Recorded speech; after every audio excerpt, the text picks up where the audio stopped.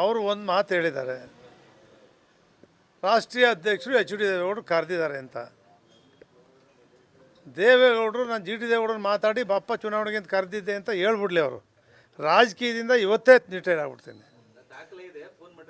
ಅವ್ರು ಫೋನ್ ಮಾಡಿ ಮಾತಾಡಿದರೆ ದೇವೇಗೌಡರು ಮಾತಾಡಿದ್ದೀನಿ ಅಂತ ದೇವೇಗೌಡರು ಹೇಳಿದರೆ ಇವತ್ತೇ ರಾಜಕೀಯದಿಂದ ರಿಟೈರ್ಡ್ ಆಗಕ್ಕೆ ರೆಡಿ.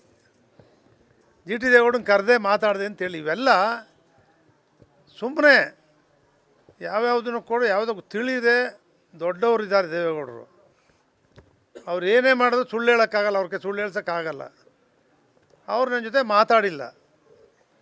ಅವ್ರು ಮಾತಾಡಿದ್ದು ಯಾವಾಗ, ಬೇರೆ ಯಾವುದೋ ಸಂದರ್ಭದಲ್ಲಿ ನನಗೆ ಹುಷಾರಿಲ್ಲಪ್ಪ, ಒಂದು 10 ನಿಮಿಷ ಬಂದು ಮಾತಾಡ್ಕೊಂಡು ಹೋಗಪ್ಪ ಅಂತ ಹಿಂದೆ ಹೇಳಿದರು.